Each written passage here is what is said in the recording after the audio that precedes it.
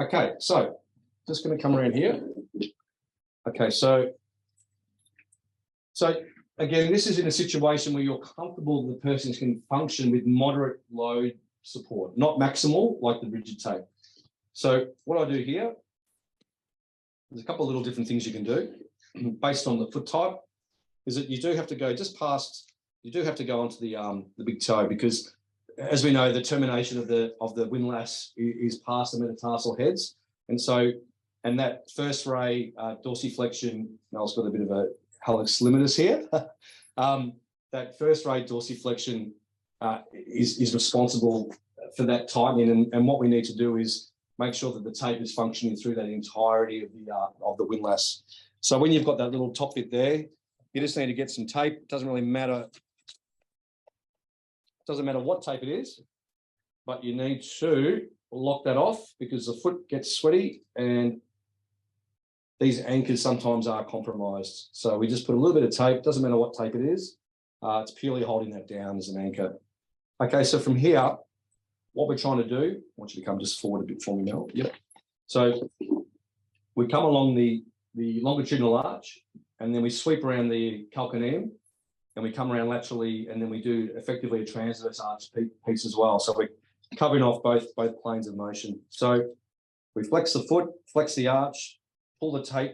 Because this arch and this lever is much less in terms of motion versus, say, the wrist, you can apply stretch with these small movement levers. You can apply stretch. Large lever movements don't apply stretch. We have no tension on our anchors for both active and kinesiology. Now, Mel goes into a shortened, supinated, inverted position. I still keep that tape under tension. I come around, effectively almost crossing over the plantar fascia there, and I come up and I'm applying tension, and then I just lay the tape down at the end there with minimal stretch. Okay, so you can see that effect, and that's under a lot of tension. When you do this with a double layer or triple, and you walk, you really can feel the difference. If people complain about their big toe flexing, just explain that once they're in footwear, they're much more comfortable and they'll forget about it.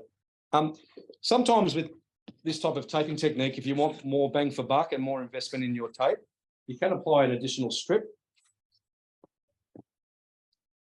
if you want to cover off the entirety of the plantar fascia, so medial to lateral. So you just round your edges.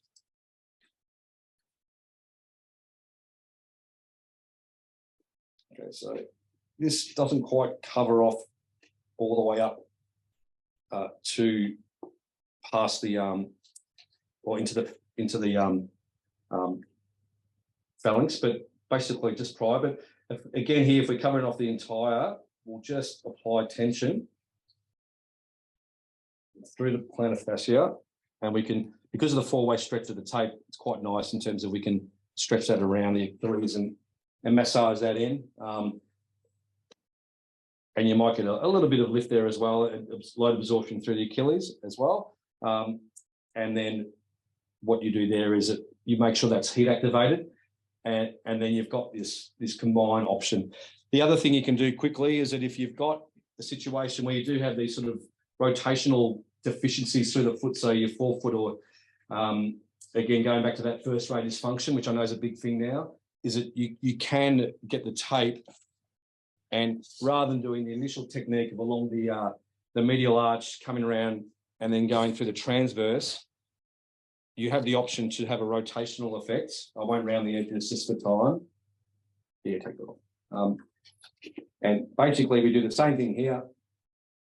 But what we do is we put the tape, so double layer, I've just got single now. We put the tape, we come around the back, taking off the backing paper, we come around, and then we basically, this is a bit long, I probably should have measured up a bit better, but basically that's too long, but I can effectively lock that down. Thank you. And because there's no stretch on the anchors, I can make a slight adjustment here because we don't have the tension there anyway. So you can have again, if you're looking at this rotational problem with a real sort of, again, if you have a true foot with varus and you're getting that sort of hallux valgus problem there, you may choose to have a rotational option. And it's nice to try one versus the other. So that's a really nice sort of introduction for those who haven't used ACTIVETAPE before, of the capacity of the tape. And if you've got your pack there, really have a pull all the 4 ways and feel that elasticity. And if you're watching there, just add a second layer while you're watching and feel even that increase in capacity of the tape. It's very exceptional. Okay, Mel's out of here, and Conrad's, you guys have to high five on the way through. It's part of the, you have to high five each other. It's like a fantastic. All right, okay. So what I want to do now, Conrad, swing over for me. I want to talk about I call it the elephant in the room, especially amongst for those Australian clinicians who have this real pushback against kinesiology tape. I get it. I really get it, because what's happened is over the journey of the last sort of 10 years is that once we saw it come out of the Olympics, there was a license for a lot of brands to push the marketing, and it just kept going. And the initial things that the tape was sort of purported to doing, effectively origin to insertion, insertion to origin, activating muscles and deactivating them, all the science has come in. And I mean, when I first heard it, I thought, well, it's impossible. I mean, with a background in neuroanatomy, again, different parts of your body have different amounts of parasitic corpuscles, nerve endings. Everything's complicated. So to do it one way and then switch it on and the other way switch it off, it's just impossible. And so all the evidence now has refuted that. So kinesiology tape, if I can break it up from powerful evidence to minimal evidence, if you look at good studies that are in Pedro that have validity, studies that have gone and passed and entered into systematic reviews, if you look at pain compared to control, yes, the tape helps with pain. And it's a no-brainer because we have a gait control system. When we do this to our skin, our first order neuron goes to the spinal cord by the DRG. Second order goes up to the brain. And then the brainstem swaps over, heads to the thalamus. The thalamus looks at everything and says, oh, I like that, I don't need that information. And it goes to your parietal lobe, your sensory cortex. So the skin will give information to the brain. That's why we feel the wind. That's why we feel the rain. That's why we feel all those things. But to consciously activate muscles in a healthy person is very unlikely. But what the tape does is it takes pain away through gait. So that interneuron in the, substantia gelatinosa, if you remember that, in the spinal cord, that is where gait control is affected. And Merzak and Wall, this theory they started in the 60s has really only changed a little bit. What they prescribed is effectively what it is now. So if you put tape on someone's skin, if you rub an area, you're going to dampen down the pain response up to the brain. It's the gait. So whether it's an itch, and this comes from the C fibers. Okay, so kinesiology tape has a powerful role in pain and more than placebo. So forget the placebo argument, that's a whole different ballgame. But against controls and entered in good research, you put it on, you take pain away, if that's what you're after. The second thing is, it's fantastic for fluid movement. And again, good evidence, good systematic reviews show the tape helps with fluid movement.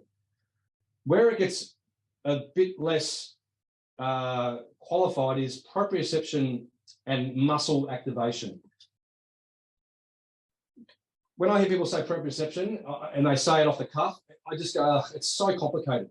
Ocular motor, vestibular motor, our peripheral proprioception, our muscle spindles, our primary afferent, they're the guys that basically do all the talking. So they do the proprioceptive talk up to the brain.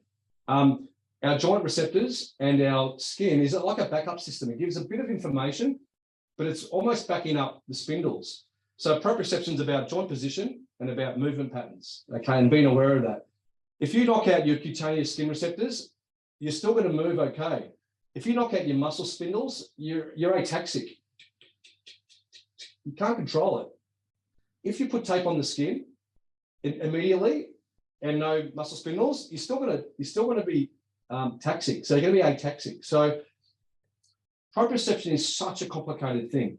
So the evidence doesn't support in a strong way that the tape can help with meaningful, quick change in proprioception. So I put the tape on the foot, my sway, in most studies will say, if it's a very good study, most studies will say your sway doesn't change. Your perception will change, but your sway won't. Don't get me wrong, there are some studies that support it, but if you look at the majority, it doesn't. The other thing is that if you put tape on someone and it says, and you say, oh, that's activating the calf, it's not activating the calf. It doesn't do that. Especially in someone who's a person who doesn't have any developmental problems, any muscle spindle problems, it's just unlikely. Okay, so, but if you take the pain away and the swelling, the muscle comes online. So indirect recovery of the muscle, but you can't put tape on someone's calf and they're going to jump high because the muscle is stronger and it has more EMG activity. It just doesn't work that way. Let me show you something. So if I'm going to tape someone's plantar fascia with kinesiology tape, and I'm going to be brutally honest, while I do love this tape for pain and swelling, the plantar fascia is one area where I'm a load clinician. I'm all into load. So I rarely will use this on the plantar fascia unless I'm comfortable someone's at the end stage of their recovery and they're using this as a little bit of feedback and in their rehab phase, trying to get their lumbricals and things to move. Okay, so if you apply the tape here, and one of the typical techniques is you want to stretch, yep, so you want to put the lever on stretch, you apply minimal stretch. If people out there are saying, how come he doesn't apply any stretch? Is that if you do look at evidence around kinesiology tape, more in the pain game, you don't need stretch. So 30%, 50, 80, it doesn't matter anymore. You're still going to get a change in the gait control to affect the pain. Okay, so, and then you might apply a cross strip as well. So this is a normal kinesiology technique for the foot. Now, if this patient comes to me and says, oh, I'm running, I've got a marathon, and I say, I'm going to put some tape on you to help you support your foot. If you're a clinician and you put this on thinking you're supporting the foot, based on the structure of these tapes, being one layer of cotton or viscose, then that's not good practice because this amount of tape doesn't change the load that's going to go through that foot unless you put 200 pieces on, which we're not going to do. But what it will do is if they've got pain, it will take the pain away. It will assist in fluid movement, okay, so peripheral fluid movement, superficial, and those things are really important. But if this is a marathon runner and you say you're going to be supported, I'm sorry, it just doesn't happen. I've got something here that's quite interesting. I saw this study, and I could have saved these people a lot of money in their research grant. And this study was basically looking at plantar fascia, plantar pressures. And what they did is they applied low dye with kinesiology tape. Now, I'm sorry, but they should have known from the start that the tape doesn't have the capacity to affect plantar pressures based on how this tape functions. And then they did one that was a plantar fascia version.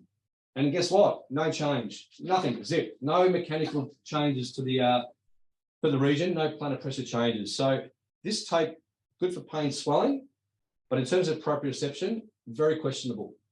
Unless, again, there is pain. Now, there has been some studies done around the knee where they have put tape on with no pain, post-injury, but pain resolved, no EMG changes. They put tape on with pain, and with the pain, the tape obviously shuts the gait down, EMG changes occur. So with pain, we see changes in muscles, but without pain in a normal person, it's very hard to get those changes. That's a really important part of this. And I'd encourage you to research and look, but you'll find that when you do look at the high-level studies, and I'm not all about studies, it's all about rationale as well, there just ain't a lot of weight when it comes to muscle activation with kinesiology tape, or any tape for that matter. Okay.